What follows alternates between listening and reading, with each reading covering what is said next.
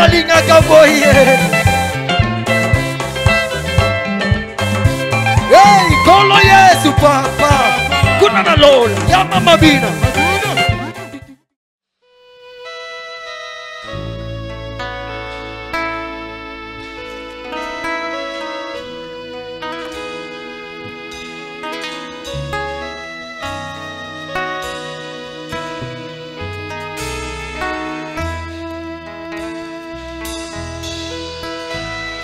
Mesdames, Messieurs, chers téléspectateurs fidèles de la Foi TV, bonsoir et bienvenue dans votre émission De la Foi Musique. De la Foi Musique, une émission à caractère culturel basée sur la musique chrétienne.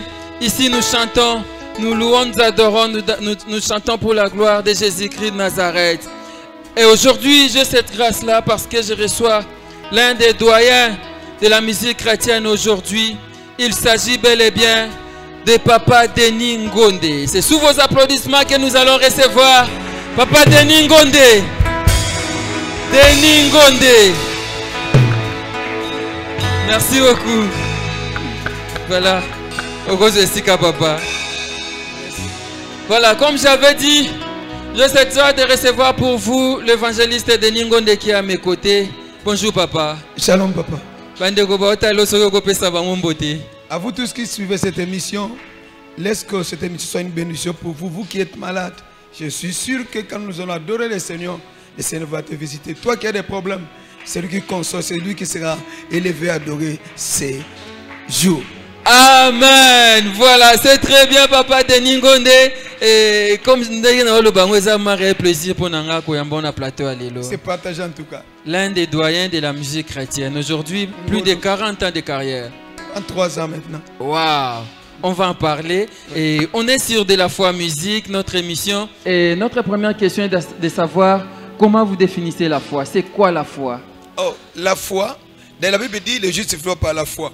Pour moi, la foi, c'est le souffle de l'homme. Même la respiration de l'homme. L'homme ne peut pas vivre sans la foi. Partout où il est avec la foi. Dans son lit, il est avec la foi. Dans sa voiture, il est avec la foi. Donc, la foi accompagne l'homme partout où il est. Okay. Quelqu'un qui se dit chrétien, s'il n'a pas de foi, donc il ne vit pas. Il est comme un robot.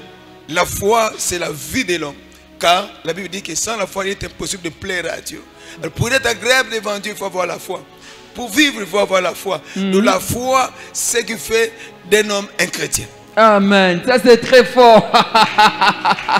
La foi fait d'un homme un chrétien. Ça, voilà. C'est très bien. Et l'impact de la foi dans la vie d'un chrétien. Comme je venais de le dire, l'impact de la foi. La Bible dit, comme je venais de le dire, d'ailleurs, le juste ne vit pas par la foi. Donc, la foi, dans la Bible dit que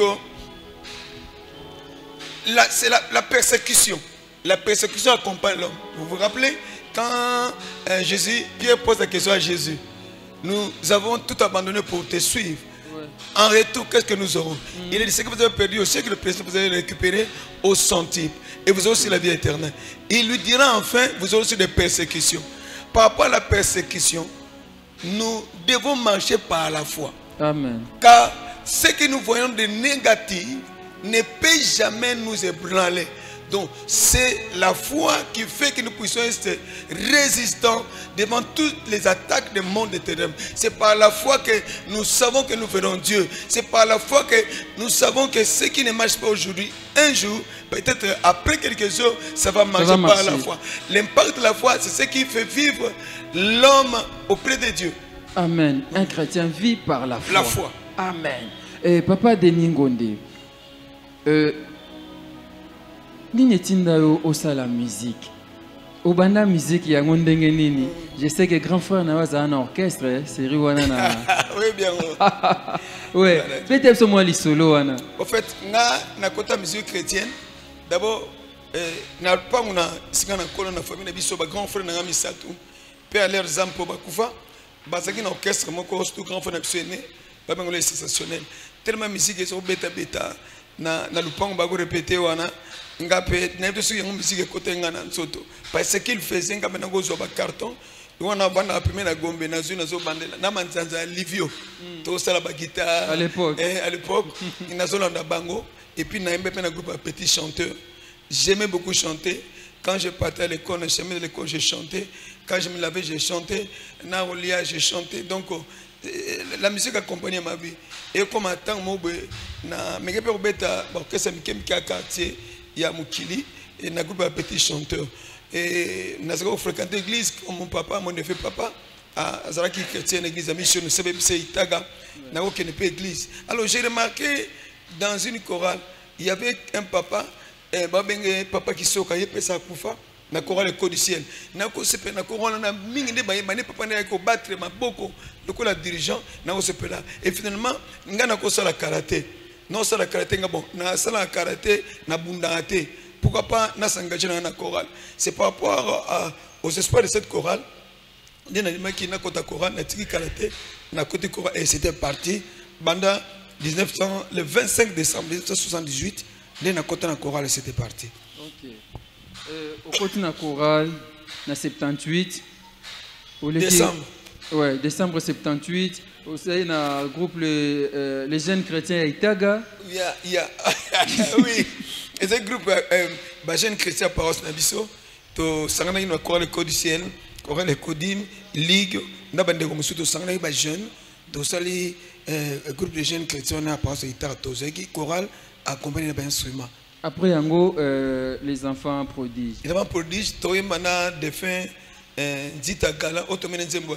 Nalibondeli na kozwa, nalibondeli na kolonga, Zotonanga etondine sengo, Otomene pe, Ofuta nyongo, Nangai, Kotikanga ite Toyembana ye. Personnel parce que le grand frère est déjà mort. Il y en a qui leader du groupe Wana. Après, comme les compagnons du Jourdain, après les compagnons du Jourdain, n'a pas ni carré solo nanga. Nous sommes salami de 78 à 83. À 83. Pourquoi à 83 à peu près à 91. Pour jusque là, nous avons un chorale, c'est les compagnons du Jourdain. Ok. Les compagnons du Jourdain, oui. C'est après que nous avons les compagnons du Jourdain en 91. Na bani carré na continuer en carré solo. D'accord. Tant nous avons tombe la frère mente. Toi il m'a na coup de prière. A tombe la paix ba couple buloba. Toi il m'a na coup de prière. On était là mais tant nous se coquer. Ouais yo fine ti abakouk. Non, ngapa tozo ma podo moko. To ben frère de ningo na oyema ngapa na yemi nzambe batela kabana na yo. To ben couple buloba ngapa na temi na yembi. Ba bengi pe nani Mama Tuzolana. Oui. Na fola jabai mangape na yembe, ba mpe wilingo na ngape na yembe. Tokutara mona Kasavubu na commune Kinshasa na Lingwala na Ngiringiri. Je me souviens à passer Benjamin a commencé au Canada, je crois. Donc tous les mango partout na Selemba ou na Bumbu, tous les mango partout. En fait, Toyambi papa de Ningonde, vous comprendre absolument to ando beta lisolo parce que 40 ans 43 ans de carrière, c'est pas facile parce qu'ils ont mieux placé Yakobe Telabso, Lisolo et Ango. Toko Yemba, Toko Bina, Nabso, Toko Kota, Mabondeli, pour Banzem, Neko Sabat, Mabondeli. Tout ça, Awa, na papa de Ningondi. Papa de Ningondi. C'est l'absolument beau question, Niwana. Balobaka, musique d'adoration, musique à louange. Beau question, Namozalani. Bon, Nakenango sur le plan technique. Ouais. C'est maintenant sur le plan spirituel. Merci. Sur le plan technique, la musique de louange, quand on loue, nous sommes en train de lever Dieu par rapport à ce qu'il fait. Et quand on adore, là, nous sommes en train aussi quelque part de lever Dieu par rapport à ce qu'il est. Ce que la différence entre les années. Adoration, généralement, ils ont Olobi musique, n'a souvent un thème musique. Ouais. Adoration, c'est musique oyo, tozo gumba melanzambe. Il y a l'aspect, il y a humilité na mutokomi kiti sapa na nzambe. Aspect, il y a altitude. Aspect, il y a muto azoku mona unité liboso na nzambe. Aspect, il y a muto azoku misoke sa, komi sokema liboso na nzambe. Ouais, quoi un mot difficile. Lingala missionné muta komiso misokema kosokema donc komi kiti sali boso na nzambe mutu oyo azol loba na nzambe te soki yote nazate aspect donc mutu amona za inutile sans Dieu mutu azo s'effacer devant Dieu donc azo rendre culte pa na nzambe azako adorer donc azako comme ça nzambe donc na yebite soki ndenge nini donc aza kokumisa nzambe ngo tombola nzambe na dimension moko oyo azo komi bunga nzambe na mata siko louange eza d'abord aspect clair zalaka ozo élever ozo célébrer par rapport au nzambe sali na bomoyi so différence ngo eza ndenge nini louange on peut louer Dieu et on peut aussi louer les hommes. Tant que David n'a pas eu et tomba, David n'a pas eu ba femme ya Israël bazui, David Saoul a tué ses 1000, David a tué ses 10 000. Donc élever quelqu'un, louer quelqu'un, c'est permis dans la Bible. N'est-ce pas c'est gloire à Dieu. C'est quoi adoration, c'est le domaine réservé à Nzambe. Quand tu adores quelqu'un comme un aspect idolâtrie, là ça devient un péché. Mais adoration, c'est un domaine réservé, il y a un Nzambe. Et puis, racheter. Un païen ne peut pas adorer Dieu. Parce que pésaminité. La Bible dit, il vient, elle est déjà venue où le vrai adorateur adore le Père en esprit et en vérité. Et la Bible termine en disant qu'ils sont les adorateurs que le Père cherche. Cette adoration, c'est l'okomoko ozo tumbela Nzambe lokola mbeka. Donc, mutika et pas un Nzambe pesaka ba racheter n'embasala ango. Ils apprennent à chrétien. Mais louange, que tout ce qui respire l'Éternel. N'a païen, n'a d'union, tout ça, ma soumou, n'a diambuko, loué nos cas. Yango moni n'a banzete, n'a banyama, n'a basara n'a bang. Donc, mutoyo, ça dit quelque part, somme de ça, louange, kapamba. Au comme une va de restaurante, aux années, mon aba. Yango m'a souhaité les hommes animaux. Tant que tu as une adoration, tu es. Adoration, c'est dit. Comment c'est l'aspect spirituel? C'est une mode de vie. Le fait de fuir le péché, tu es un adorateur. Les cas, il y a Daniel, dans ces trois compagnons, Shadrach, Abednego, Shadrach, Meshach.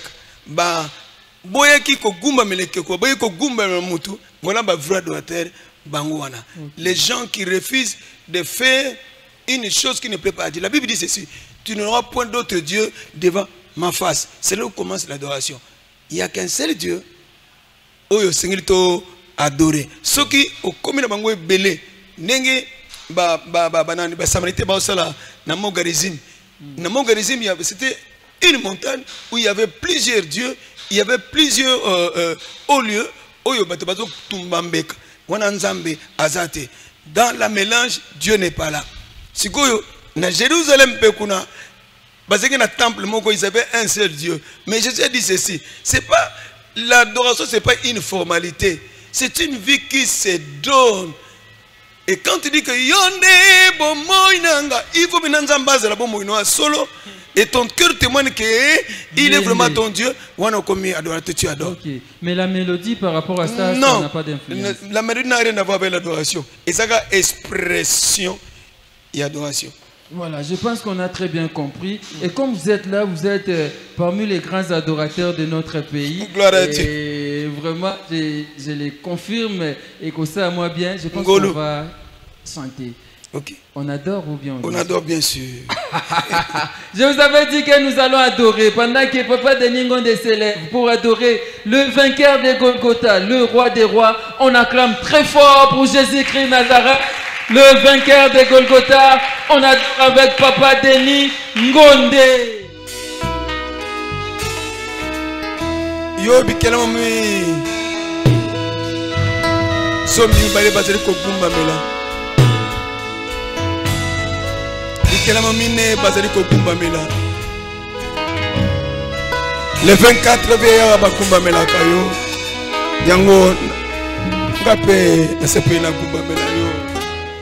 Ovandi na kiti yankemo Osingami na banjelu Tango isoko gumba mela yo Mwende na yo eleki likolo Esimami na maboko ya motote Moto moko te ya vanda likolo Ovandi likolo ya likolo Pule pule na gumba melio Mosantu mosantu Yawe Nzambe na bibele Lokola yo azali te naluki namoni te mosantu mosantu obongana kogumbamela ngolu nazwa ya kozala ya yo bule bule mosantu mosantu mosantu mosantu Yahweh Nzambe na Bibele. Alléluia. Jésus mokeli na yonso okela yonso na liloba oyebimi na monoko na yo yango nde kosalema Nzambe na nguya yonso Nzambe asala likolo na se mokili esimbami na maboko na yo lokola yo azali te mosantu mosantu Yahweh Nzambe na Bibele lokola yo azali te naluki namoni te mosantu mosantu obongana kogumbamela ngolu nazwa ya kozala ya yo bule bule mosantu Nzambe na nguya yonso nani azali lokola yo na likolo na sepe na se na mai na se na mabele na monite Nzambe na nguya yonso liboso ya mai ya monana okatisaki Isalaele obimisaki mai na libanga opesaki bilei na esobe Nzambe oyo aza na biyano bipai nga na sukaka ngolu nazwa ya kozala ya yo ya motuya ya bomoi nanga mosantu mosantu Yahweh Nzambe na Bibele lokola yo azali te naluki namoni te mosantu mosantu obongana kogumbamela olu nazwa ya koyeba yo bule bule mosantu Nzambe na ngai tata na ngai nkolo na ngai mobateli na ngai mobundeli na ngai mosikoli na ngai ebombamele na ngai elonga na ngai libanga na ngai motomboli na ngai mopamboli na ngai bilekelo na ngai haleluya eyano na ngai lisiko na ngai lobi na ngai tata na ngai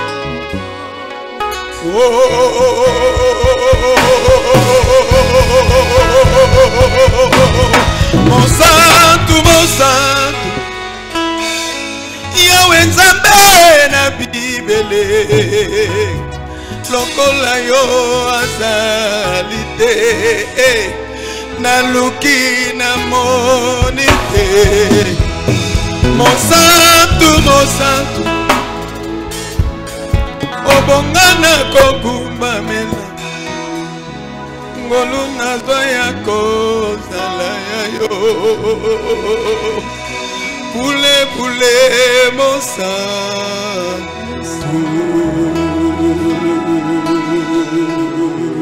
Wow. Est-ce qu'on peut acclamer pour cette adoration une très belle chanson?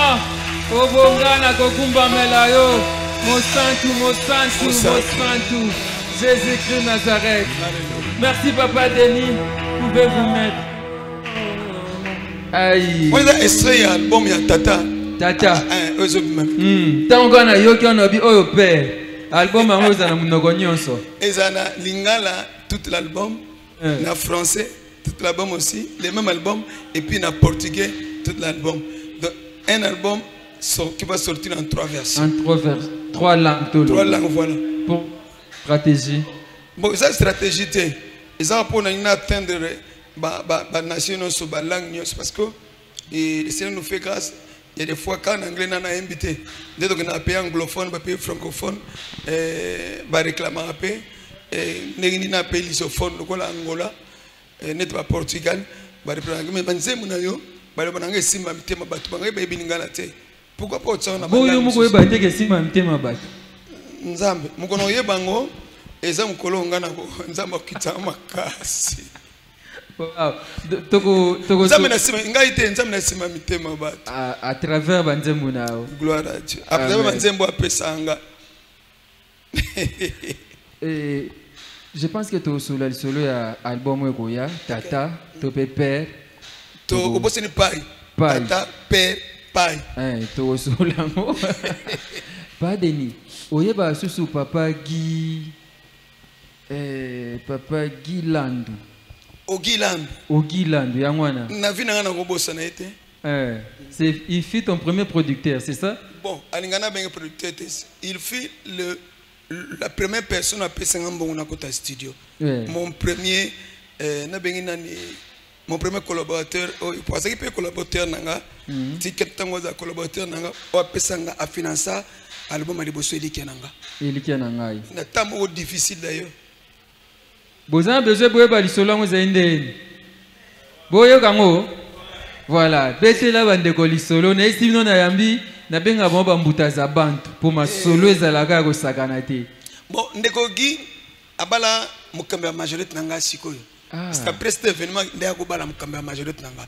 Ndeko gi azalaki to samene l'église mo. To samene l'église mo na sebe pise itaga.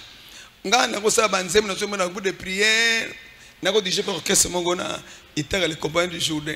Alors, dans cette banzem mais comme déjà payé plus de 50. Le Seigneur me dit Ngonde prépare-toi au côté studio. Wana yo le côté. Et le côté qui maman se fait nix zéro bingate. Siko yo abina nga na se prépare côté studio, abina te mbongo uta ibsinge lote.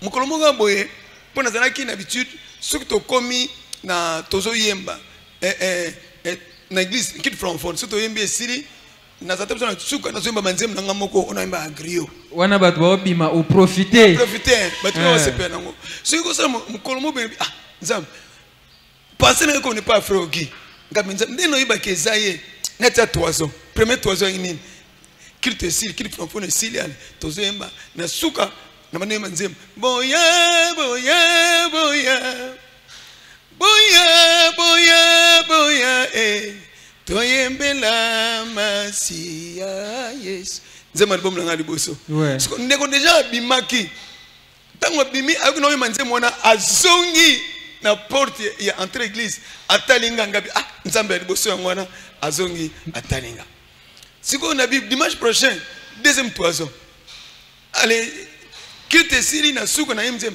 alléluia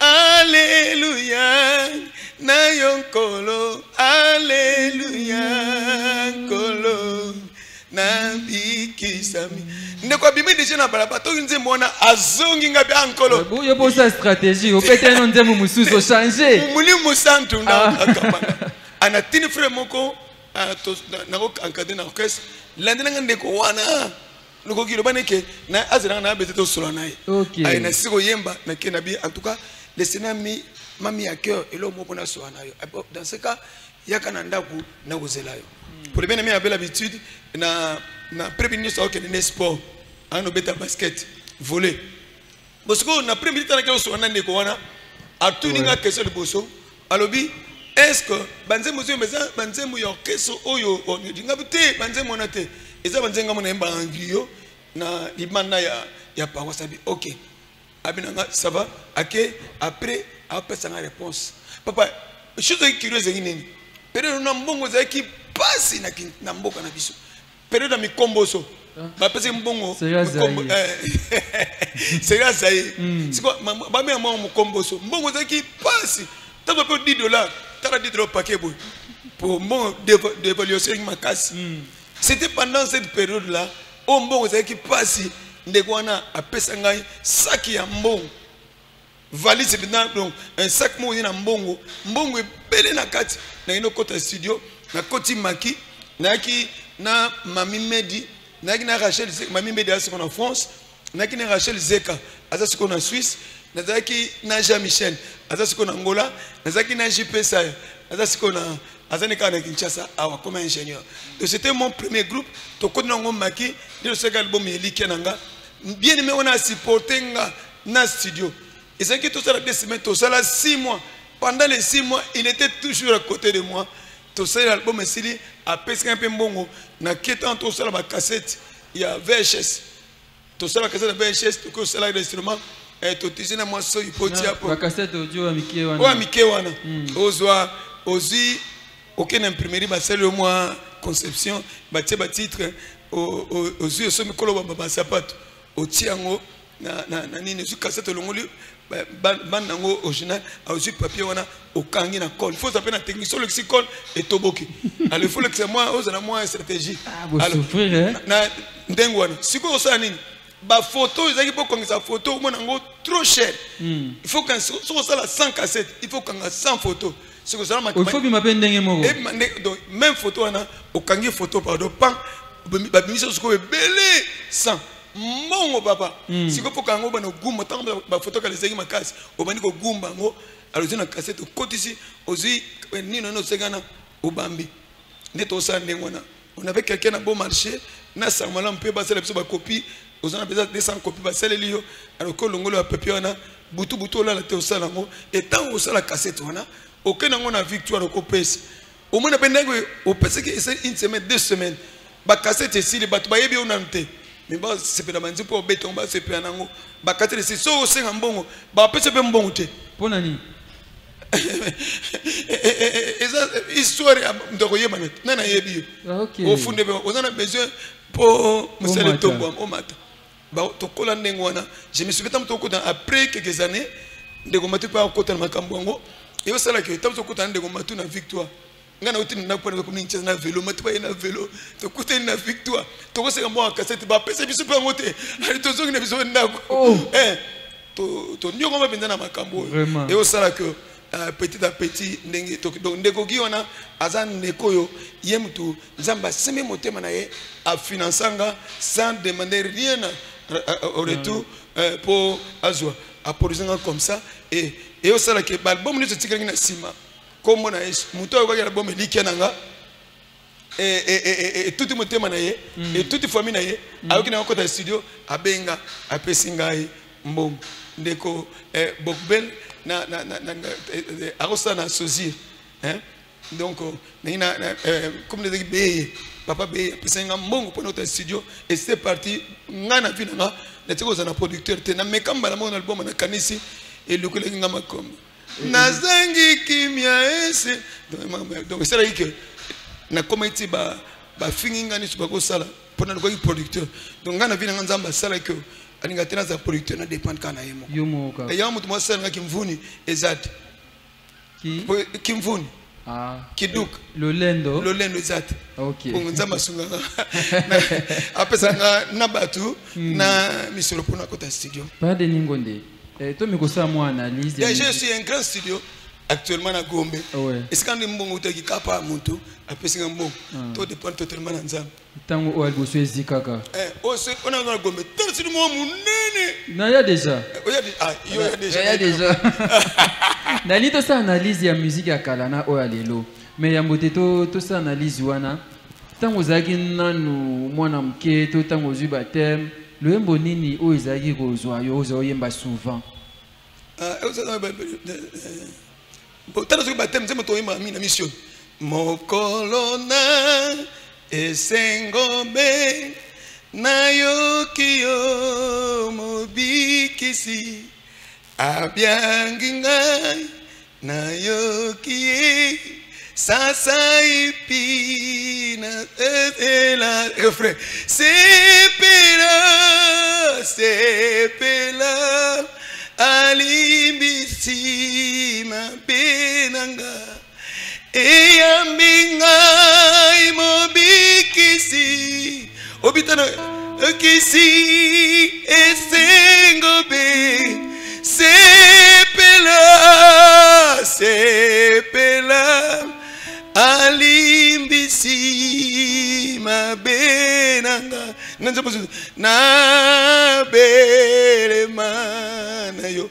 Donc obi ngana su baptême ba baptiser biso ba 2h ou 3h du matin ba 4h ko manga longwe na longwe bana paroisse na biso na itaga na etina ndako siko ve ba 3 4h30 na bimi na ndako na bangi balado tu biso peut-être soki ba balado ba compte ba balado na bangi ba balado te na bimi na pango na kena coin qui los na vie de marché na hôtel ce côté zan pendant mon ko ba ange ba okita c'est le non mon ko ba ange ba okita on dit ba matsanga na okita.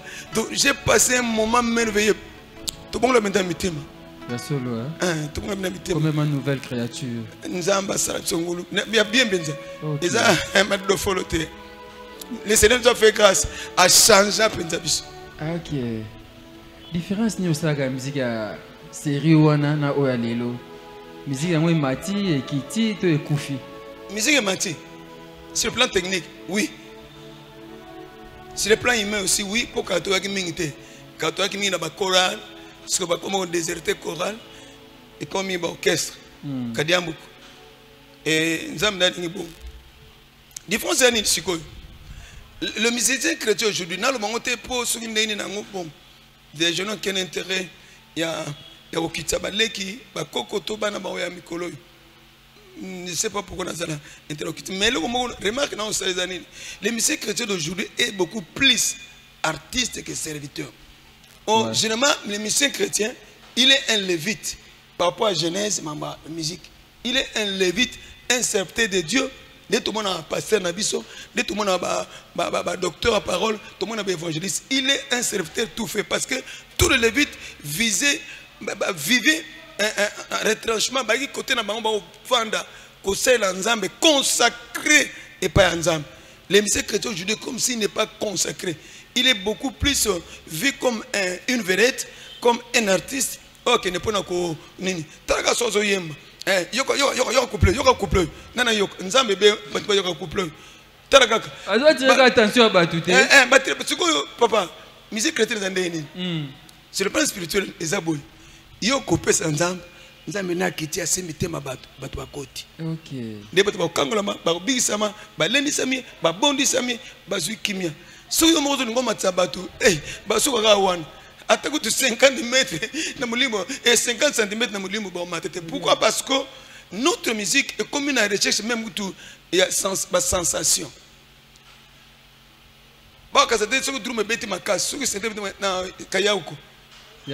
Non, c'est une autre chose. La musique chrétienne, d'abord de toucher le cœur de Dieu.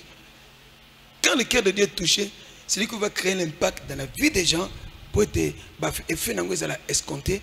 Batwa kangolama, ba bixama, ba lendisama, ba bondisama, ba so aposa comme matin devant présence ensemble.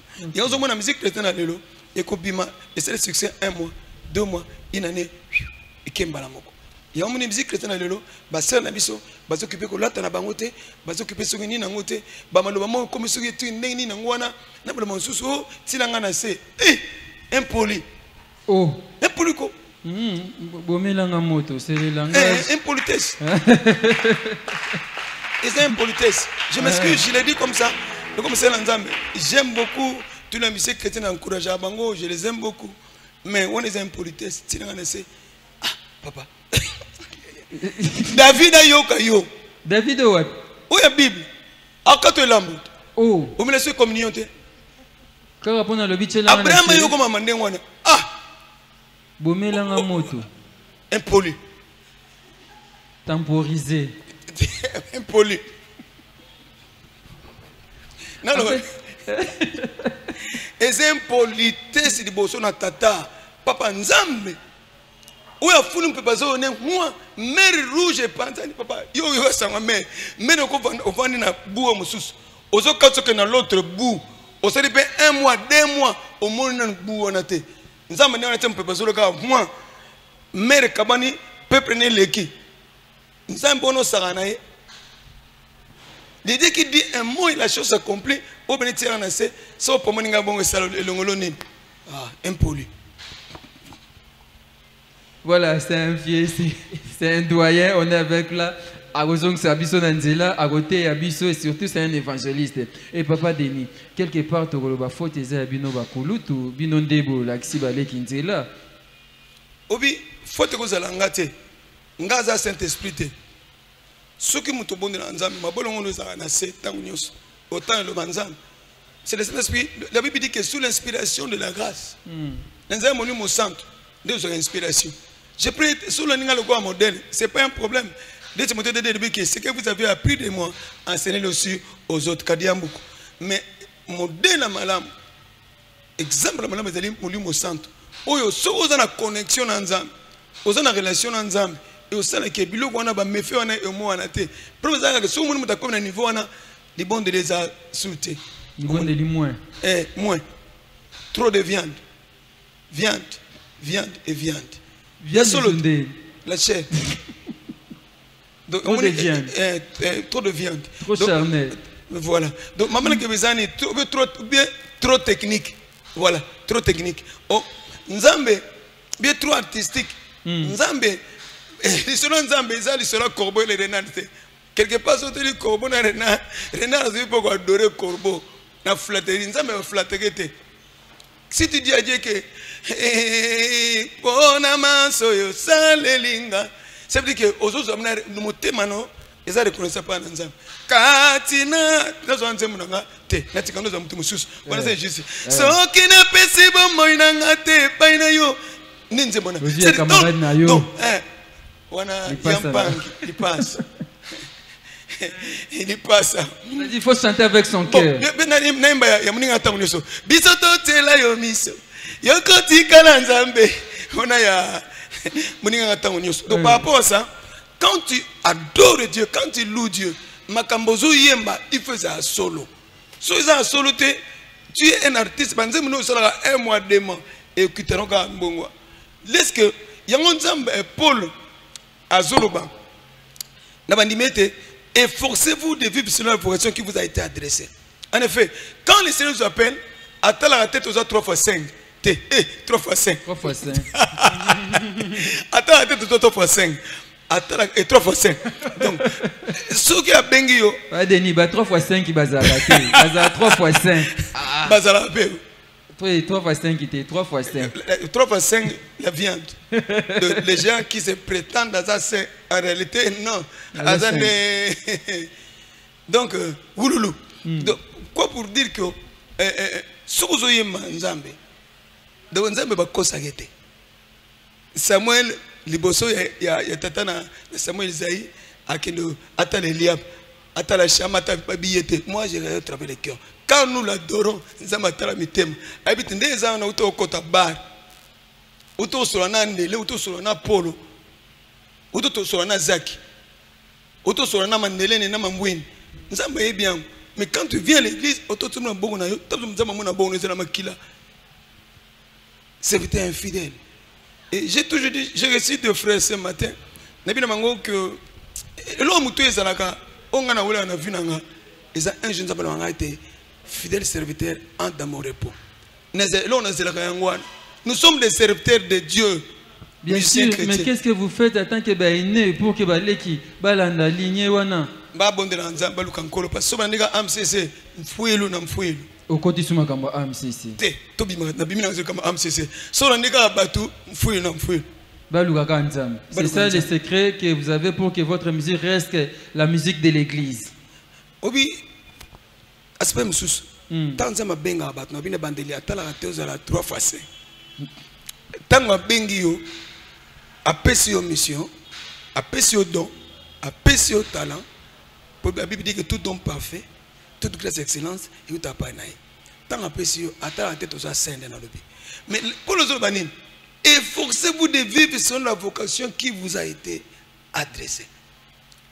Ngai ta unza mabenginga. Je parle de moi parce que la Bible dit qu'on donne que ce qu'on a. Papa, malamoko, j'ai compris.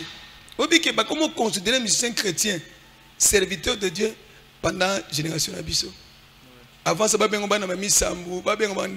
il n'était pas considéré. Quand on a écouté la musique chrétienne, il va nous arriver. Je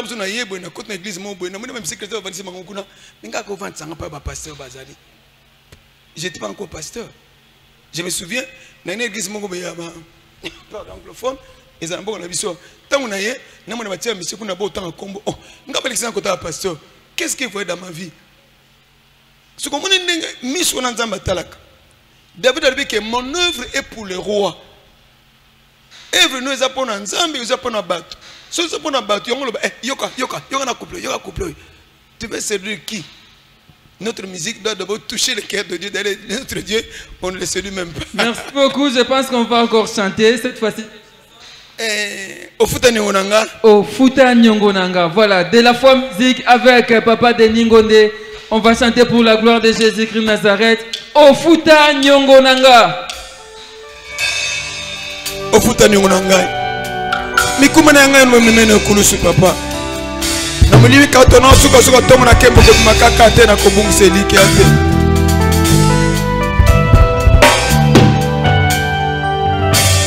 Ofuta nyongo na ngai, osilisa mapasi na ngai. Tina nini na nyokwama, osio nyokwama po na ngai. Nakomi na suka makasi esili ngai, esanga loboko na yo, salela ngai na yo. Makidongo nesipaka ngai papa, loboko na yango nesipaka ngai. Papa simba ngai kotika ngai te, yo nde nzambe ngai natalelaka. Eli lama sabatani, kotika ngai te, mosikoli na ngai, lisungi na ngai kouta na yo. Unana ekulusu Yesu, yoso ekoki pona ngai, nazo elonga, salela ngai ngolu na yo. Nano lakaki papa kokisaki te, nano otamusaki osukisaki na nzela, nano asengaki ngolu kutopana papa yokotaki likambo na ye te. Alleluya. Aba papa okokisaka yonso, mokano na yo ekokisa mapo na ngai, longola soni na ngai, kausa bapota na ngai, obongola likambo na ngai, salela ngai ngolu na yo. Mape pasi na ekomi koseka mabai na bato, kasi nzela zokolekisaka papa nani akososola. On a dit comment le bina comment on a côté ma passe na ngai et comment on a esengo. Nathalie pembeni, oh bato mabe bako fuluka, ngai nazali ayo likambo na ngai eumi, tala bako seka ngai, malobi otikinga, motema ebateli kimia, nani ayebi yanga na yo. Suka na ngai yango nde bandela na papa, eposa motema na ngai ezaka na mbulase na mapapu na ngolu na yo, nabika mawa na yo, nabika ngolu na yo, nabika bolamu na yo, nabika bolingo na yo. Kotika ngai te, kotika ngai te. tobela totikanga te tobola mongongo liboso ya tata tika ngai te tika ngai te tika ngai te tika ngai te tika ngai te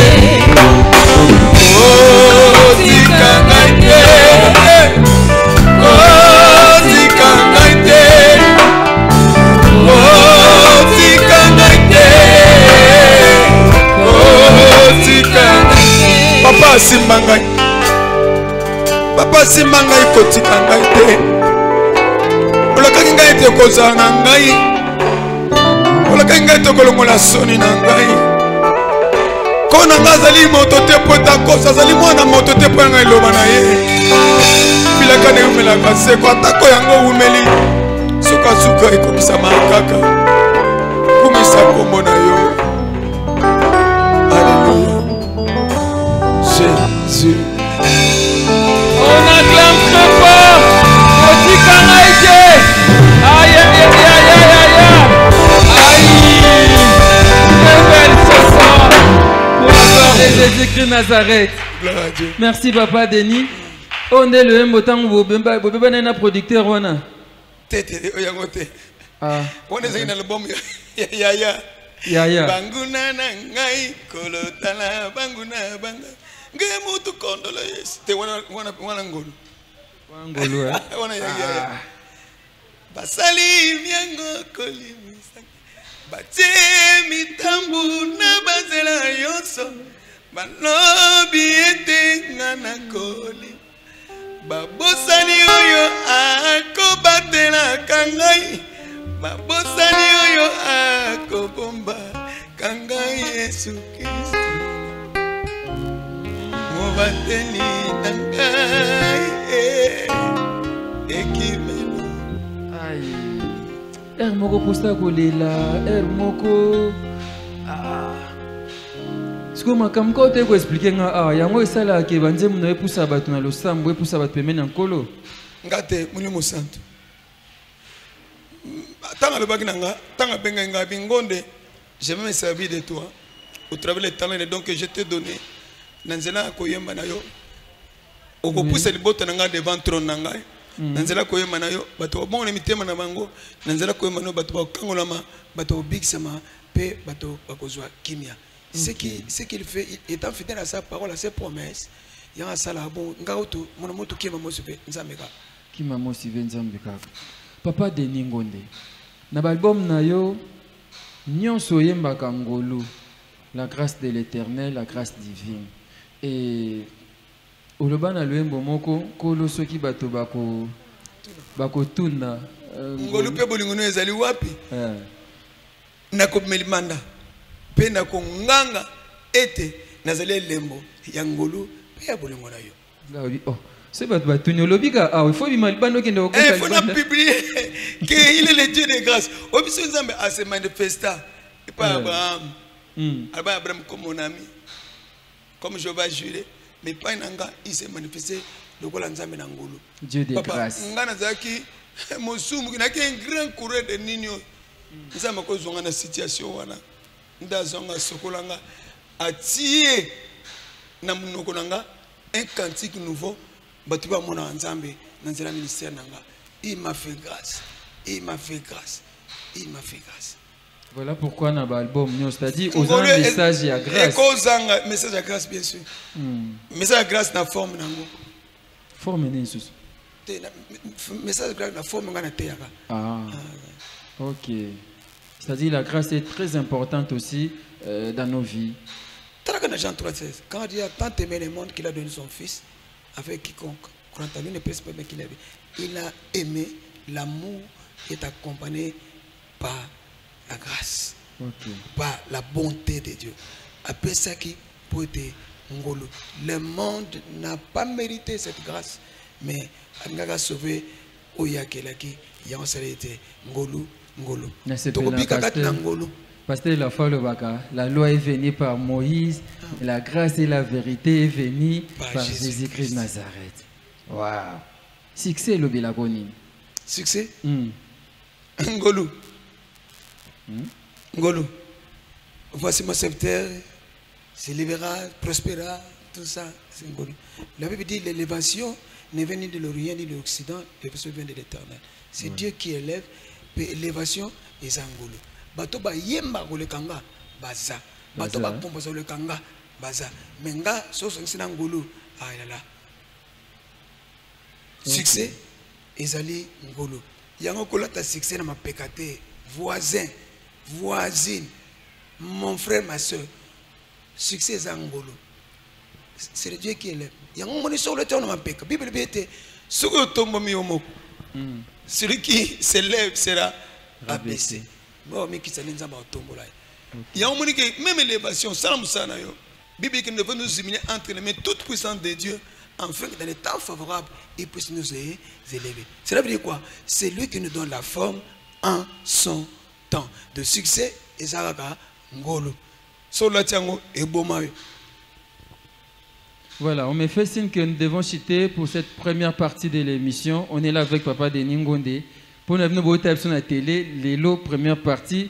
Semaine prochaine, vous aurez deuxième partie parce qu'on continue avec lui ici pour la suite de l'émission. Tous en sous émission où aller tous continuer avec ce tournage. Un message pour nos fidèles téléspectateurs. D'abord, pas passer de la foi. Ça m'a pas mola. Merci pour l'opportunité de dans les canaux chaîne. Nous avons un mot. Et ça, nous avons tout mingi temps nyonso. Ni na basiko été. La Bible dit confie ton sort à l'Éternel, mais lui ta confiance et il agira. Les justes vivent à la foi, les tous dans la télévision de la foi. Tu battre la 4 secondes, ma taba persécution, ma ke ba sort nyonso, c'est na bombo na biso, to kanga ma na nzam. Persécution, il a na biso. La Bible dit que celui qui veut vivre pieusement sera persécuté. Donc, dans le sens où nous avons été persécution, mais notre Dieu est fidèle. Nous avons été à la Kamutu, à Zan Okokisango. Tout comme un ensemble, tout ça, il y a et pas un colo. Liwelo Belakoni. Normal. Normal. Pour la banque à l'Iwate. Et Papa Charles Mumba, il y a 14 ans, il est cofondateur de AMCC Lelo. Cofondateur, je ne sais pas par rapport à. Ozagi na Liziba. Na Liziba, voilà. Ceux qui bateau, basé na centre Liziba, ne bandeli. Babé on va cofondateur parce que tout ça là qui statut, n'a rien donné intérêt na bateau na Liziba. Oui. Mais il y a bateau bateau cofondateur mais ne bandeli tout qui wa. Ce que kolongwano na AMCC, Ezagi dit à quoi? Si Lelo va travailler. Bien sûr, mais ça, les sanga ou les autres sabat pour que la musique est dans le bosso, pour que les chrétiens basent là. Les sanga et sanga pas doit vivre ça en boum là-bas. Non non, objectif AMC c'est ça pour que musique chrétienne est mata, et ça le quoi musique à Kalato est ya matanga. AMC c'est en Kalabé siko. Oh siko. Est-ce que statut change? Statut à Kala yangote. Oh. Nande. Nande nga lobio. Pour l'instant statut siko te. Moi no bété mais Kende na AMCC. Neti. Bon, AMCC change. Neti Nani. Le président actuel, c'est Papa Patrice Ngoy Moussoko, votre ami. Mais c'est mon ami. Nous sommes en train de parler de l'AMCC. Oui. Moussalanga ni Anzam. Donc AMCC, c'est quoi, Benda? Mfouilou, non, mfouilou. Mfouilou. Qui boumou toulou, qui m'a motivé. Rien. Mais qu'est-ce que vous faites pour que les gens soient à moins 2 points, 3 points? Vous ne faites rien, Papa Denis. Nzamba zate na MCC. Ah. Bon, on peut pas mettre mais je crois que intérêt Nzambe et sate. Rien. N'habite que Nzamba zate. Mais pour le moment là, intérêt. Quand on a bino de ningo na bisa bino. Intérêt Nzambe MCC sikoyo. Et sate. Je pense que tu vas continuer la deuxième partie de l'émission Nabiso. Tu as qualité télévision. Tu as le au tenu, on peut savoir des détails, on peut savoir la raison. Tu as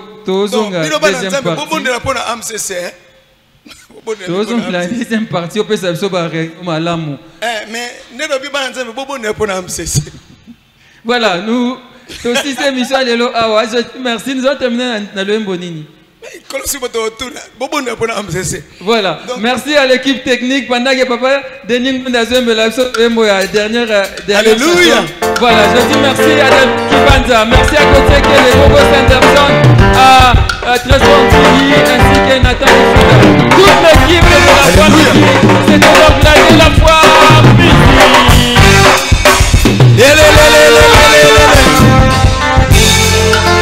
Betata milolo pona Yesu.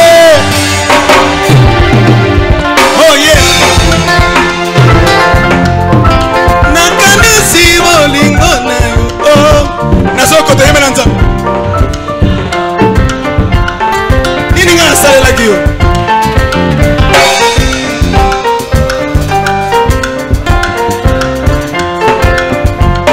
Nini nga na pesa kiyo.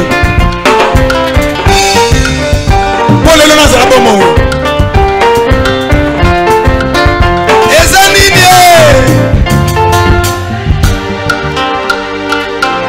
Yesu oza malamu. Beto franda milolo.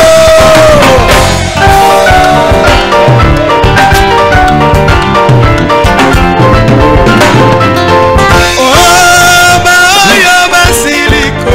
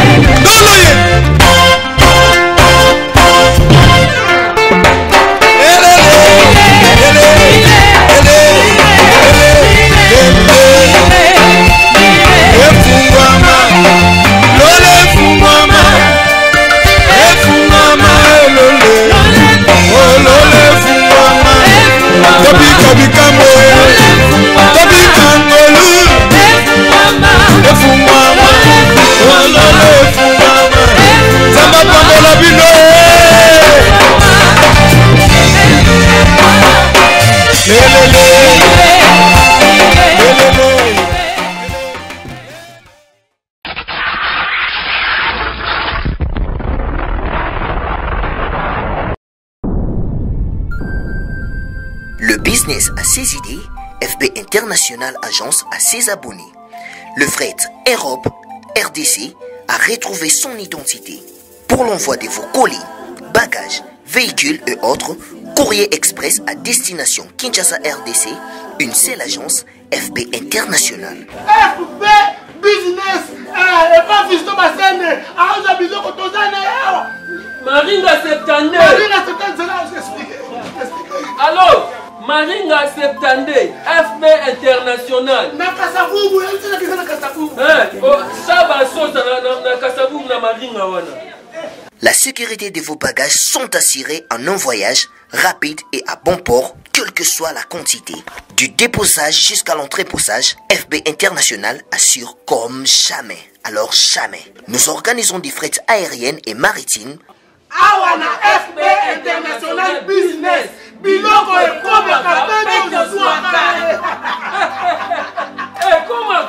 Peto Zouaka. Pour plus de contacts, International. FB International. Souka. FB International. Danger. FB International. Dégâts. FB International. Masolo. Balobi kunande masolo ya kati. Mosusu olela. Mais FB International yango ni masolo.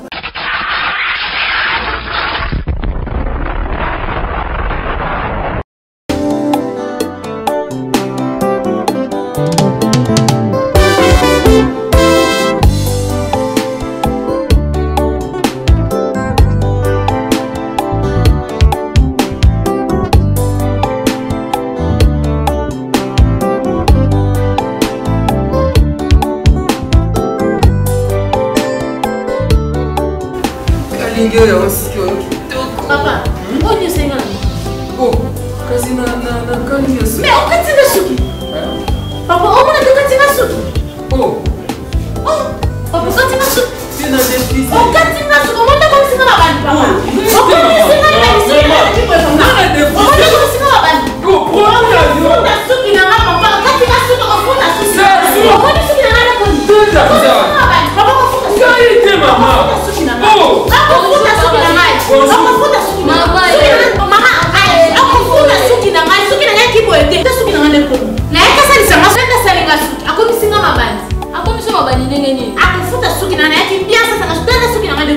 Mama, akati suki ndenge nini? Osali produit nini? Maman nangai, tala produit salé. Zazu, produit ya kala. Ba sali la dans société. Et quand il est sur des communes ngai, na sala possibilité na kata osu. Non, katanga suki de papa. Ah, Tanti, j'ai une fille au point où tu le levis pour dire c'est la suki. Donc quand vous signez, nga suki na wana yaka awa kala. Bakata nga suki te. Tala nga de kuna koma na suki bede tala.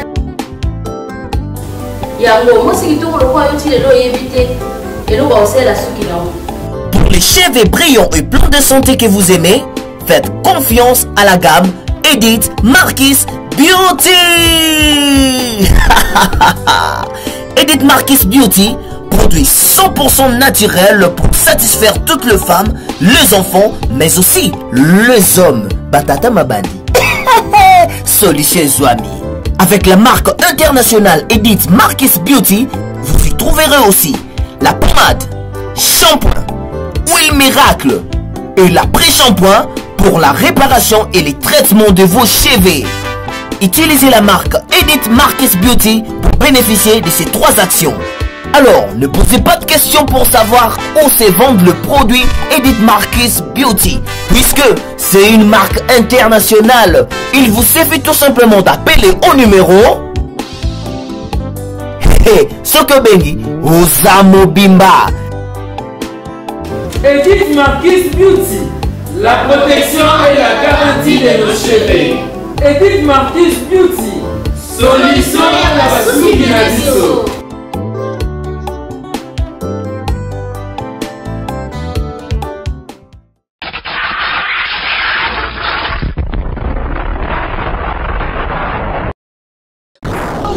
TV. Kilongo TV. Bon s'abonner. Ebele.